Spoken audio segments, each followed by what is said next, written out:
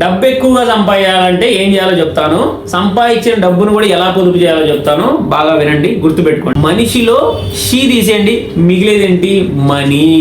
She అంటే నీ యొక్క సిగ్గు, నీ యొక్క బిడియం, నీ యొక్క మొహమాటం.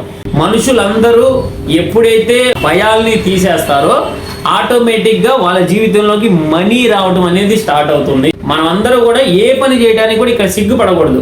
సరస్వతీదేవి, లక్ష్మీదేవి ఇద్దరు అక్కా చెల్లెళ్ళు.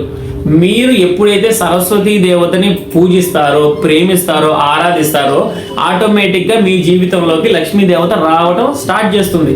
సరస్వతీ దేవత అంటే చదువుల తల్లి. మీరు ప్రేమించే పని ఏదైతే ఉందో చూడండి, మీరు చేసే పని, ఆ పని సరస్వతీ దేవత కటాక్షం అనమాట.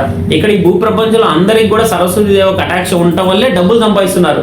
నేను ఇప్పుడు ఇలా మాట్లాడుతున్నాను అంటే అది ఆ సరస్వతీ దేవత యొక్క కటాక్షం.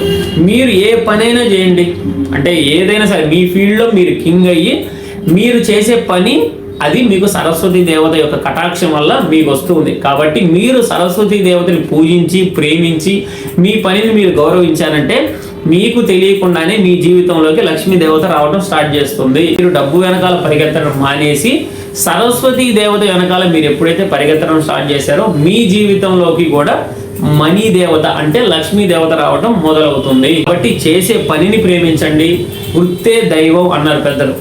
ఒక పని మీద ఎప్పుడు డిపెండ్ అవ్వద్దు. మినిమం 3-4 రకాల పనులు చేయండి. రోజుకి 500 సంపాదించినా సరే నెలకు 15,000 అవుతుంది. రోజుకి 1000 రూపాయలు సంపాదించినా నెలకు 30,000 అవుతుంది. ఇక్కడ మీరు ఎంత సంపాదిస్తున్నారు అనేది ముఖ్యం కాదు, ఎంత సేవ్ చేస్తున్నారు అనేది ఇంపార్టెంట్. ఒకటి బాగా గుర్తుపెట్టుకోండి, మీకు మనుషులు ఎంత ఎక్కువ మంది మీకు తెలిస్తే, అంటే మీకు ఎంత నెట్వర్క్ ఎక్కువ ఉంటే మీకు అంత నెట్ వర్త్ ఎక్కువ ఉంటుంది. మనిషికి ఎప్పుడైనా సరే మనీ జోబులో ఉంది అంటే ఎక్కడ లేని ఎనర్జీ వస్తుంది. నువ్వు అన్నం తిన్నా తినకపోయినా సరే నీ జోబులో డబ్బు ఉంది అంటే, నీ బ్యాంక్ బ్యాలెన్స్లో డబ్బు ఉంది అంటే ఆటోమేటిక్గా మనిషికి తెలియని ఎనర్జీ వస్తుంది. కాబట్టి ఆ డబ్బు సంపాదించడానికి ఒక 3-4 పనులు నేర్చుకోండి. పనులు నేర్చుకున్న తర్వాత ఆ పనిని ప్రేమించి పూజించండి. మీరు వద్దన్నా సరే లక్ష్మీదేవత మీ జీవితంలో వస్తూనే ఉంటుంది. మన ఇంపాక్ట్ సుబాని పేజీని ఫాలో అయిపోండి.